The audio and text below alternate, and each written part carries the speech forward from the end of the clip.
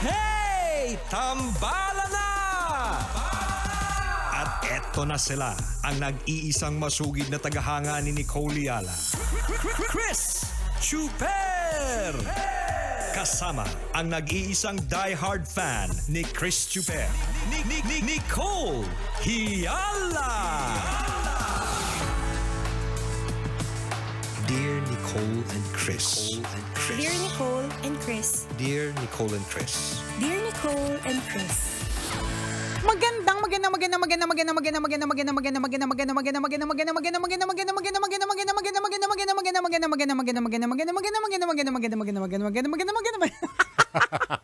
Contest po ito, pahabaan po ng magandang. Sabi kasi nung isa nating sa digital team, nag-message, tinanong niya, sabi niya, Ma'am Nicole, kapag ka ikaw po yung mag-Olympics at magkaka-gold ka, Ma'am Nicole, hindi kasi ano siya, parang bata siya. Ma'am Nicole, kapag ka ikaw yung mag-Olympics, saang paligsahan ka mag-gold? Tapos sabi ko sa padamihan ng maganda. Nagpa-practice lang ako ngayon just in case. Magkaroon bigla. Magkaroon ng ganun sa Olympics, lalaban tayo. Philippines, ako na ang bahala. Charot. Ilalaban ka sa paramihan ng magandang. Malay mo, hindi naman natin masasabi pag nag-evolve ang panahon. Oo, 'di ba? Kapag ka dumating ang panahon, magkakaroon na ng Julympics, 'di ba? Yun talaga yung title. Julympics. Paris Julympics. Pares Julympics.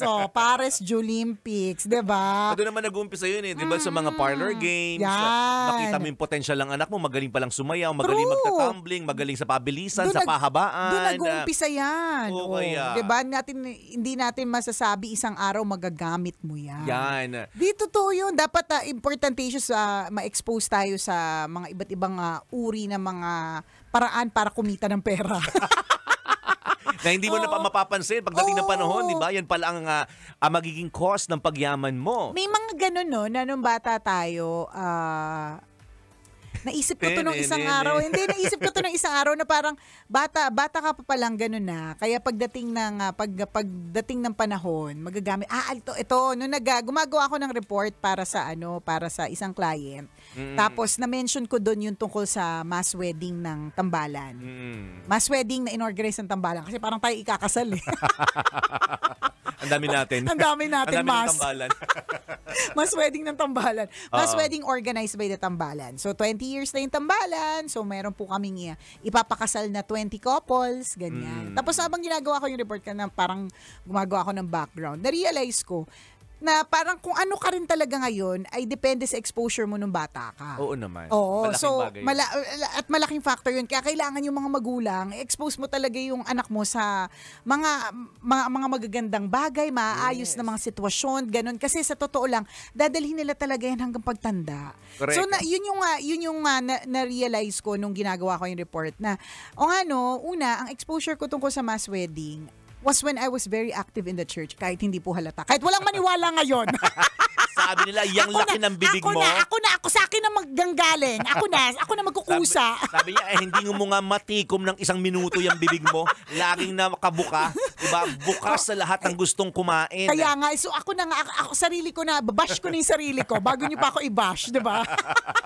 So exposed ka sa mga church activity. Oo, kasi I was part of Legion of Mary. Kahit hindi po halata, ako na mag-bash sa sarili ko. At isa sa mga major projects talaga namin nun ay mass wedding. Talagang pumupunta kami sa mga iba't ibang iskinita, mga looban. Naghahanap kami kasi kadalasan yung mga yun yung mas iintindihin nila at mas iisipin nila yung buhay nila araw-araw versus gagastos pa sila, bibili sila ng damit, ganyan, yung mga ganon. Although, bata pa talaga ako nun, so yung involvement ko very limited lang. Kumbaga, alam ko na may ganong proyekto, mga ganon. So, ganon yung aking exposure. Tapos, pagdating ng college, nagkaroon din ako ng ganyang klaseng project. Na para naman dun sa mga within the community na yung mga guards, yung mga manong at manang. Pinakasalan mo sila? Hindi. Ginawa ko lang. Ang dami mo naman ginajowa at gustong pakasalan. Hindi. Walang ganun na nangyari. Charot. 'Di ba? So may ganun din. Tapos Okay. a few decades later, ito na naman siya. 'Di ba? So wala lang, yun lang yung realization ko na talagang bilang isang nanay, bilang isang tatay, o kung ikaw man ay tito at tita at guardian ng iyong pamangkin, mahalaga talaga na i-expose sila sa mga tama. Kasi dadalhin nila Agree. yan hanggang pagtanda. Diba? Diba? May popular na commercial nung dekada 80 or dekada 90. Tumatak yun sa isip ko eh. Ang anumang ginagawa ng matanda ay Yan. siyang gagayahin ng mga bata. bata. Naglinger ba sa iyo yun, partner? Sobrang Kung 80s, hindi ko inabutan. Pero kung 90s commercial, yes. Kainis na nagde-deny pa ng edad, nakakabuisit. Halatang hindi member ng Legion of Mary dati. Oo nga, Diba? totoo. Kasi Anong brand totoo yun? Parang Or di- parang infomercial siya. lang Oo, siya. infomercial siya. Na totoo yun, kasabayan siya ng ang basurang itinapon mo, Babalik sa'yo. Kasi that time, no dekada 90, uso yung mga ganyang infomercial. Totoo yun, na nagbibigay sa atin ng awareness. Kasi may unong mga time na yun, uso po kasi mga poster making contest. Di totoo naman, di ba? Sino naman nakausap mo? Alam mo talaga, kunyari, hindi ka kilala, maniniwala sa'yo.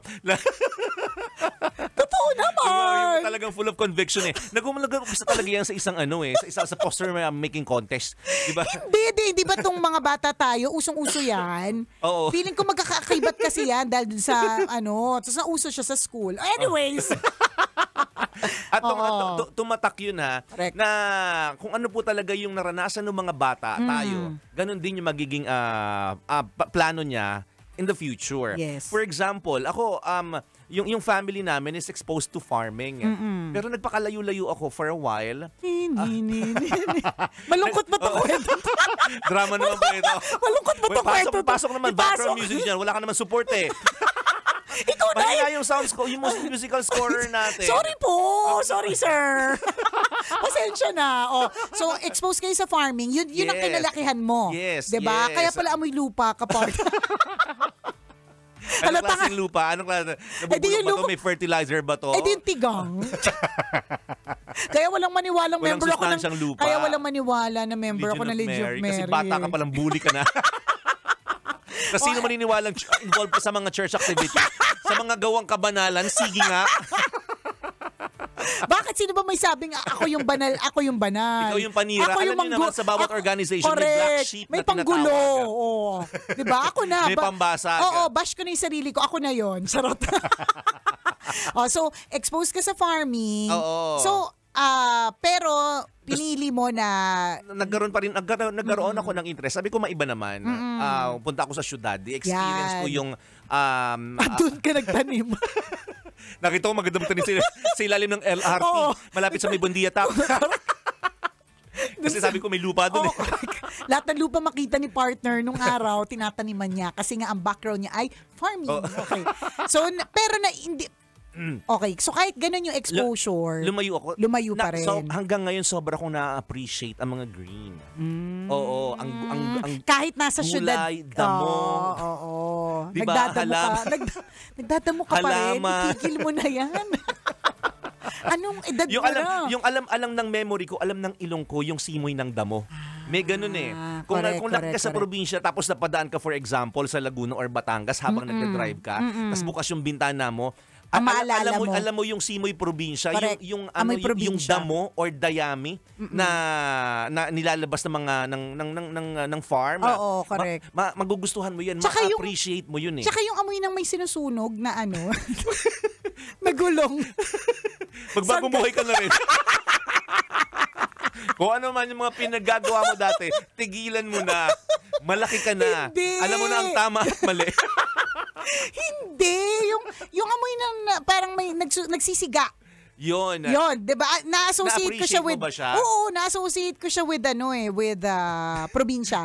Probinsya life kasi dito pag Manilenya ka kasi, lumaki ka sa Maynila. Oo. Bihira yung ewan ko Oo. sa amin sa Mandaluyong dati. Parang bihira naman yung nagsisiga kasi Oo. yung 'di ba? Tsaka bawal yun. Oo, tsaka bawal. Dikit-dikit yung mga bahay, hindi katulad Totoo. sa probinsya, 'di ba? May meron talagang area na pwede magsiga. Oo, pero bawal Oo. na rin yun ngayon. Talaga ba? Okay.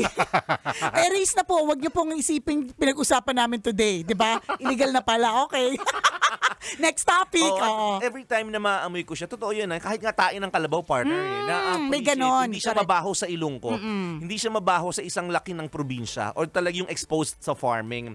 Ma-appreciate mo kahit tain ng kalabaw, alam mo yung amoy niya. OMG, ngayon ko na napagtanto. Ikaw pala yung original, ikaw ang OG na lumaki sa farm. Ano na naman yan? Anong entry mo? Sige. Kaya mo na gusto ko may entry ako. Bakit?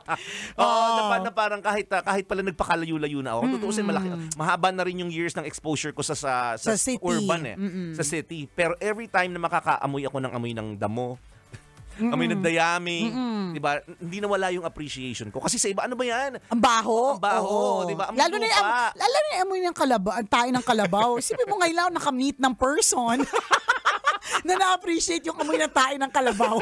Hinahawakan ko pa nga dati yun. Totoo. Diba? Hindi naman ako magtataka. Tapos pinapahid mo sa mukha mo, no? Ginagawang mud pack. Hindi, pero ang bottom line, diba? Ang point namin ni partner is, yun yung exposure natin nung bata tayo. Yes. At hanggang pagtanda natin, dadalhin natin ito. Tama. Diba? So, crucial yun, yung correct. exposure ng mga anak natin. Yung developing years. Yes. Mahalaga talaga yun. At ang ganda nung binalik mo yung infomercial na yun. Totoo yun Yung sinabi doon na basura, na itinapon mo, babalik sa'yo. Sobrang makatotohanan yun. Correct, at sobrang relevant noon up until today. Hanggang ngayon, yes. diba? Tapos yung kung anong ginagawa ng matatanda siya, gagawin ng mga bata. So Correct. it's also a call para dun sa mga brands. 'Di ba na ito palang iisipin kong linya. Linya pala na pwedeng makaapekto sa pagkatao ng isang totoo. tao, 'di ba? Na dadalhin niya pala hanggang pagtanda. Correct. Tingnan mo, tutuusin na very minimal lang yung exposure natin doon sa kasabihang yun, pero naglinger sa isip hanggang natin. ngayon natatandaan hanggang natin. Matanda na tayo. What more? Sa true, 'di Kung ba? mas malaki yung exposure mo sa bagay na yun, o sa gawang mabuti, for example. Diba? So yun yung call para sa atin. Yes. Bilang kung ikaw ay isang magulang, meron ka inaalagaan ng mga bata, 'di ba? Make sure na yung exposure nila is yung lalong-lalo na during their developing years o developmental years, ano ba mas tama? 'Di ba? Yung developed years. Okay, basta pag nade-develop na sila sa isa't isa. Yan. Malabo na to, malabo. Pang Friday na talaga itong usapan na to. O, diba? So, kapag kaganyan, it's important na i-expose sila sa tama. Yes. Kasi dadalhin nila ito hanggang pagtanda. Tama. And hindi naman din porke matanda ka na, ibig sabihin hindi ka rin na matatamaan sa mga linya or hindi ka na rin matututo. Hindi meron pa rin every day is a learning process. Ang sinasabi lang talaga natin, yung exposure natin talaga ng bata, dadalhin talaga yung hanggang pagtanda. We cannot stress that enough. Na kaya pala siya, meron ako nabasa recently na gano'n na intindihin po natin at wag nating ibubuli yung mga kaklase natin kasi hindi lahat ay umuuwi sa happy households. Yes. 'Di ba? May nung nabasa ko yun, so minsan ang lakas lang nating tawanan yung isa nating kaklase, kaibigan na luma, 'di ba? Binubuli, sinasabihan ng mga hindi magagandang bagay, ganun. Maging careful din po talaga tayo kasi hindi lahat hindi lahat marangya yung pinagmulan. Hindi lahat pati masaya yung kung saan sila nagmula. Correct. Diba? So be careful with your words. Yes, be kinder. Yun yung pinakamahalaga, mga kabisyo. Kailangan pa bang i-memorize yan? Basic! Muli ako po ang kumikinang ina mo na si Nicole Yala. At ako naman si Cambio King Chris Chuper. Na nagpapaalala, una magdasal ka para mabuhay ka, pangalawa mag-toothbrush ka para mabuhay naman iba. Yun! Kailangan pa bang i-memorize yan? Love Radio. Basic!